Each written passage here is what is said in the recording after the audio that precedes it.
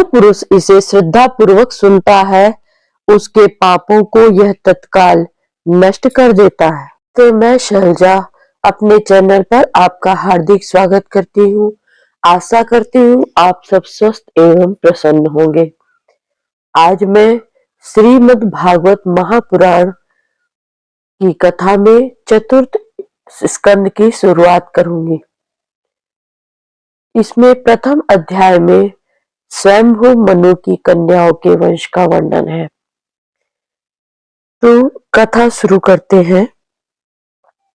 श्री मैत्रेय जी कहते हैं, विदुर जी, स्वयंभू मनु के महारानी शतरूपा से प्रियव्रत और उत्तानपाद इन दो पुत्रों के सिवा 3 कन्याएं भी हुई थी। वे आकुति, देवहूति और प्रसूति नाम से विख्यात थी।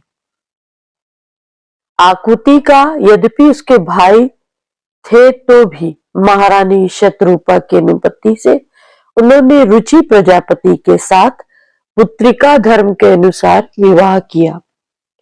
पुत्रिका धर्म का अर्थ होता है इसके अनुसार किए जाने वाले विवाह में यह शर्त होती है कि कन्या के जो पहला पुत्र होगा उसे कन्या के पिता ले लेंगे। तो उन्होंने पुत्रिका धर्म के अनुसार विवाह किया। प्रजापति रुचि भगवान के अनन्य चिंतन के कारण ब्रह्म तेज से संपन्न थे। उन्होंने आकुति के गर्भ से एक पुरुष और स्त्री का जोड़ा उत्पन्न किया। उनमें से जो पुरुष था वह साक्षात यज्ञ रूप धारी भगवान विष्णु थे और जो स्त्री थी वह भगवान से कभी अलग न रहने वाली लक्ष्मी जी की अंश स्वरूपा दक्षिणा थी। मनु जी अपनी पुत्री आकुति के उस परम तेजस्वी पुत्र को बड़ी प्रसन्नता से अपने घर ले आए और दक्षिणा को रुचि प्रजापति ने अपने पास रखा। जब दक्षिणा विवाह के योग्य हुई तो उसने यज्ञ भगवान को ही पति रूप में प्राप्त करने की इच्छा की। तब भगवान यज्ञ पुरुष ने उससे विवाह किया। इससे दक्षिणा को बड़ा संतोष हुआ। भगवान ने प्रसन्न होकर उससे 12 पुत्र उत्पन्न किए। उनके नाम है तोष, प्रदोष, संतोष, भद्र, शांति, इडस्पति, इद्म, कवि, विभु, स्व, सुदेव और रोचन। ये 12 पुत्र उत्पन्न हुए। ये ही स्वयंभू मनु मनवंतर में तुषित नाम के देवता हुए। उस मनवंतर में मरीचि आदि सप्तऋषि थे। भगवान यज्ञ ही देवताओं के अधीश्वर इंद्र थे और महान प्रभावशाली प्रियव्रत एवं उत्तानपाद मनुपुत्र थे। वह मनवंतर उन्हीं दोनों के बेटों, पोतों और दोहित्रों के वंशों से छा गया। मैत्रेय जी कहते हैं, प्यारे विदुर जी, मनु जी ने अपनी दूसरी कन्या देवहूति करदम जी को ब्याही थी। उसके संबंध की कथा सभी प्रायः तुम मुझसे सुन चुके हो। भगवान मनु ने अपनी तीसरी कन्या प्रसूति का विवाह ब्रह्मा जी के पुत्र दक्ष प्रजापति से किया था। उसकी विशाल वंश परंपरा तो सारे त्रिलोकी में फैली हुई है। मैं करदम जी की 9 कन्याओं का जो 9 ब्रह्मर्षियों से ब्याही गई थी पहले ही वर्णन कर चुका हूं। अब उनकी वंश परंपरा का वर्णन करता हूं। मैत्रेय जी कहते हैं, सुनो, मरीचि ऋषि की पत्नी करदम जी की बेटी कला से कश्यप और पूर्णिमा नामक 2 पुत्र हुए, जिनके वंश से यह सारा जगत भरा हुआ है। शत्रु तापन विदुर जी, पूर्णिमा के विरज और विश्वग नामक 2 पुत्र तथा देवकुल्या कर्ण नाम की एक कन्या हुई। यही दूसरे जन्म में श्रीहरि के चरणों के धोवन से देव नदी गंगा के रूप में प्रकट हुई। अत्रि की पत्नी अनुसुईया से दत्तात्रेय, दुर्वासा और चंद्रमा नाम के 3 परम यशस्वी पुत्र हुए। ये क्रमशः भगवान विष्णु, शंकर और ब्रह्मा के अंश से उत्पन्न हुए थे। जी ने पूछा, गुरुजी कृपया यह बतलाइए कि जगत की उत्पत्ति, स्थिति और अंत करने वाले इन सर्वश्रेष्ठ देवों ने अत्रि मुनि के यहाँ क्या करने की इच्छा से अवतार लिया था। श्री मैत्रेय जी ने कहा, जब ब्रह्मा जी ने ब्रह्म ज्ञानियों में श्रेष्ठ महर्षि अत्रि की सृष्टि रचना के लिए आज्ञा दी, तब वे अपनी सहधर्मिणी के सहित तप करने के लिए ऋक्ष नामक कुल पर्वत पर गए। वहां पलाश और अशोक के वृक्षों का एक विशाल वन था।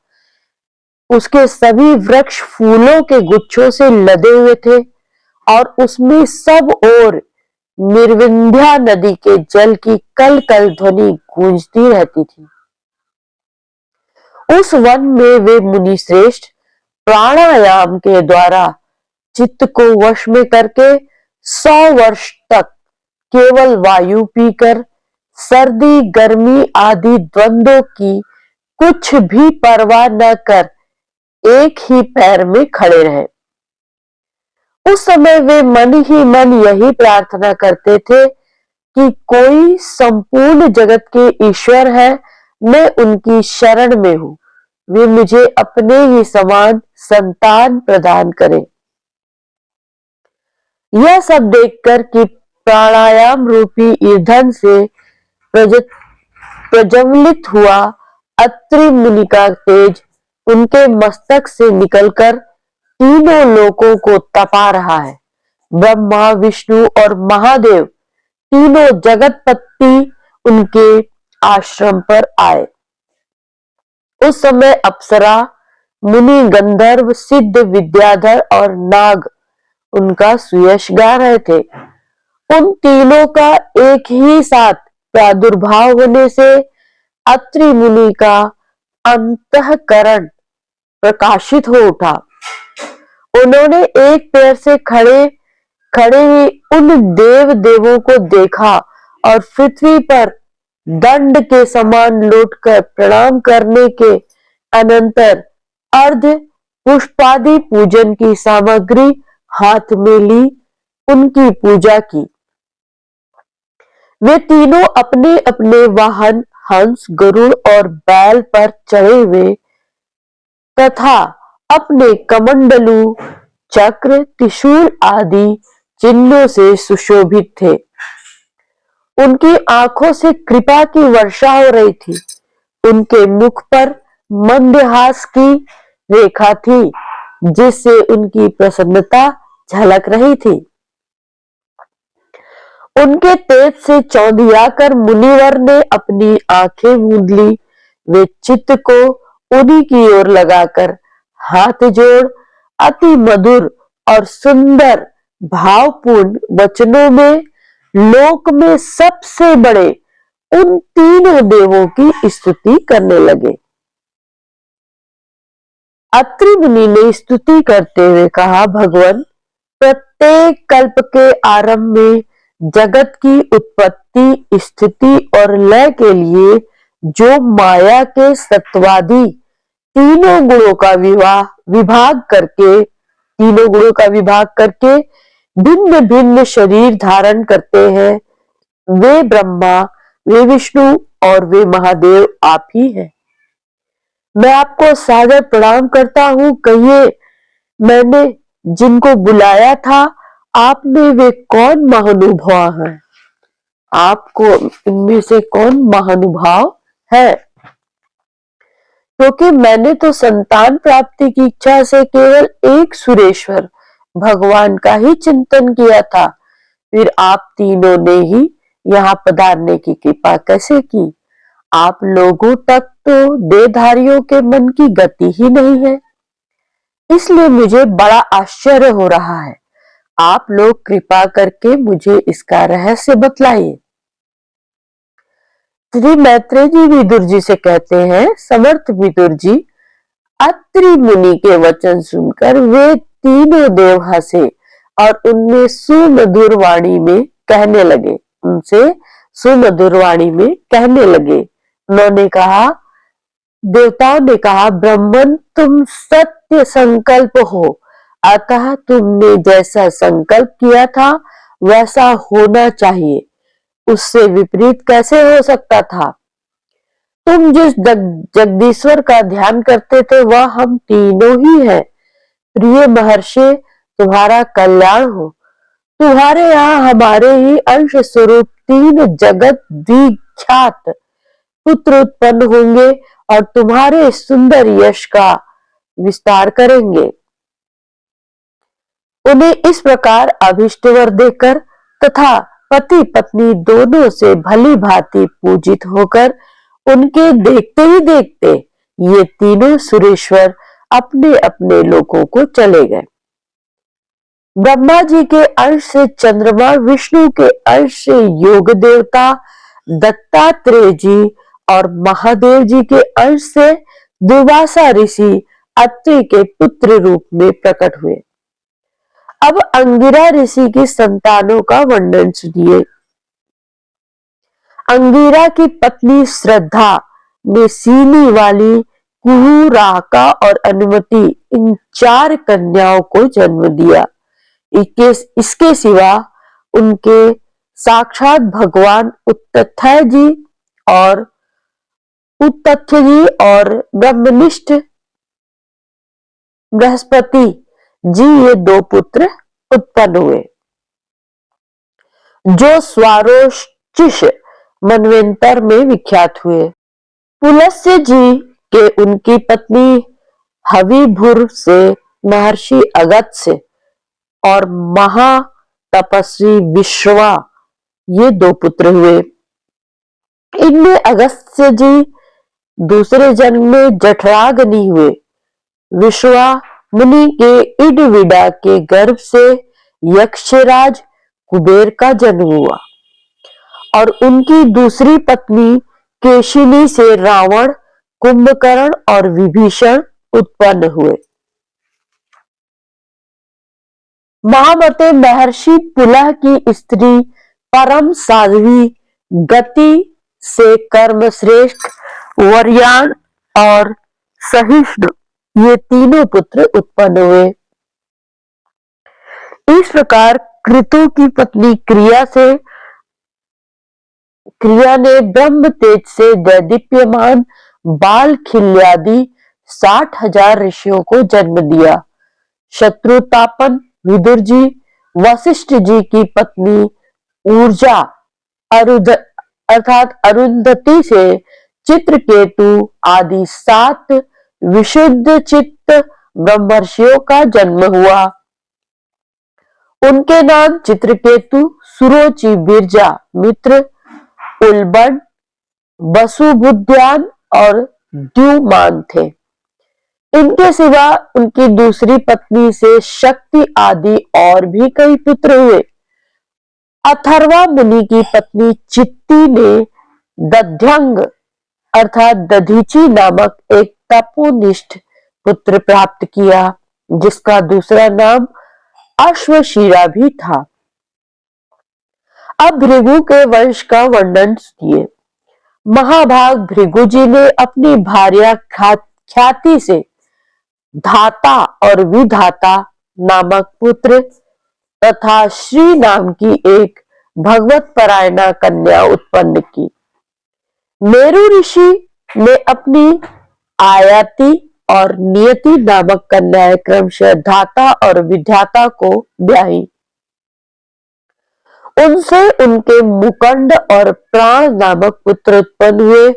उनमें से मुकंड के मार्केंडेय और प्राण के मुनिवर वेदशिरा का जन्म हुआ।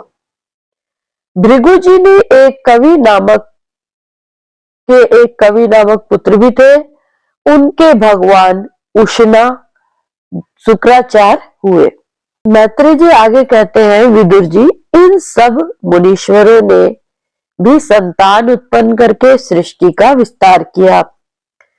इस प्रकार मैंने तुम्हें यह कर्दम्य जी के दौहित्रों की संतान का वर्णन सुनाया।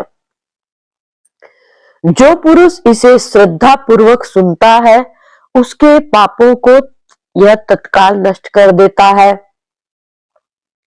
ब्रह्मा जी के पुत्र दक्ष प्रजापति ने मनुनंदनी प्रसूति से विवाह किया। उससे उन्होंने सुंदर नेत्रों वाली 16 कन्याएं उत्पन्न की। भगवान दक्ष ने उनमें से 13 धर्म को, एक अग्नि को, एक समस्त पितृगण को और एक संसार का संहार करने वाले तथा जन्म मृत्यु से छुड़ाने वाले भगवान शंकर को दी। श्रद्धा, मैत्री, दया, शांति, तुष्टि, पुष्टि, क्रिया, उन्नति, बुद्धि, मेधा, तितिक्षा, हित और मूर्ति ये धर्म की पत्नियां हैं। इनमें से श्रद्धा ने शुभ, मैत्री ने प्रसाद, दया ने अभय, शांति ने सुख, तुष्टि ने मोद, पुष्टि ने अहंकार को जन्म दिया। क्रिया ने योग, उन्नति ने दर्प, बुद्धि ने अर्थ, मेधा ने स्मृति, तितिक्षा ने क्षेम, ही ने लज्जा, ही अर्थात लज्जा ने प्रश्रय, विनय नामक पुत्र उत्पन्न किया। समस्त गुणों की खान मूर्ति देवी ने नर नारायण ऋषियों को जन्म दिया। इनका जन्म होने पर इस संपूर्ण विश्व ने आनंदित होकर प्रसन्नता प्रकट की। उस समय लोगों के मन, दिशाएं, वायु, नदी और पर्वत सभी में प्रसन्नता छा गई। आकाश में मांगलिक बाजे बजने लगे, देवता लोग फूलों की वर्षा करने लगे, मुनि प्रसन्न होकर स्तुति करने लगे, गंधर्व और किन्नर गाने लगे, अप्सराएं नाचने लगी। इस प्रकार उस समय बड़ा ही आनंद मंगल हुआ तथा ब्रह्मादि समस्त देवता स्त्रोतों द्वारा भगवान की स्तुति करने लगे। देवताओं ने कहा, जिस प्रकार आकाश में तरह तरह के रूपों की कल्पना ली जाती है, उसी प्रकार जिन्होंने अपनी माया के द्वारा अपने ही स्वरूप के अंदर इस संसार की रचना की है और अपने उस स्वरूप को प्रकाशित करने के लिए इस समय इस ऋषि विग्रह के साथ धर्म के घर में अपने आप को प्रकट किया है, उस परम पुरुष को हमारा नमस्कार है। जिस तत्व का शास्त्र के आधार पर हम लोग केवल अनुमान ही करते हैं, प्रत्यक्ष नहीं कर पाते, उन्हीं भगवान ने देवताओं को संसार की मर्यादा में किसी प्रकार की गड़बड़ी न हो, इसलिए सत्व गुण से उत्पन्न किया है। अब वे अपने करुणामय नेत्रों से जो समस्त शोभा और सौंदर्य के निवास स्थान निर्मल दिव्य कमल को भी नीचा दिखाने वाले हैं, हमारी ओर निहारे। प्यारे विदुर जी, प्रभु का साक्षात दर्शन पाकर देवताओं ने उनकी इस प्रकार स्तुति और पूजा की। तदंतर भगवान नर नारायण दोनों गंधमादन पर्वत पर चले गए। भगवान श्री हरि के अंशभूत वे नर नारायण ही इस समय पृथ्वी का भार उतारने के लिए यदु कुलभूषण श्री कृष्ण और उनके सरीखे श्याम वर्ण कुरुकुल तिलक अर्जुन के रूप में अवतीर्ण हुए हैं। अग्निदेव की पत्नी स्वाहा ने अग्नि के ही अभिमानी पावक, पवमान और शुचि ये 3 पुत्र उत्पन्न किए। ये तीनों ही हवन किए हुए पदार्थों का भक्षण करने वाले हैं। इन्हीं तीनों से 45 प्रकार के अग्नि और उत्पन्न हुए। ये ही अपने 3 पिता और एक पितामह को साथ लेकर 49 अग्नि कहलाए। वेदज्ञ ब्राह्मण वैदिक यज्ञ कर्म में जिन 49 अग्नियों के नाम से आग्नेय इष्टिया करते हैं, वे ये ही है: अग्निश्वात, बहिर्षद, सोमप और आज्याप। ये तीन ये पितर हैं। इनमें साग्निक भी है और निरग्निक भी है। इन सब पितरों की पत्नी दक्ष कुमारी स्वधा है। इन पितरों से स्वधा के धारिणी और वयुना नाम की दो कन्याएं हुई। ये दोनों ही ज्ञान विज्ञान में पारंगत और ब्रह्म ज्ञान का उपदेश करने वाली हुई। महादेव जी की पत्नी सती थी। वे सब प्रकार से अपने पतिदेव की सेवा में संलग्न रहने वाली थी, किंतु उनके अपने गुण और शील के अनुरूप कोई पुत्र नहीं हुआ, क्योंकि सती के पिता दक्ष ने बिना ही किसी अपराध के भगवान शिव जी के प्रतिकूल आचरण किया था। इसलिए सती ने युवावस्था में ही क्रोधवश योग के द्वारा स्वयं ही अपना शरीर त्याग दिया था।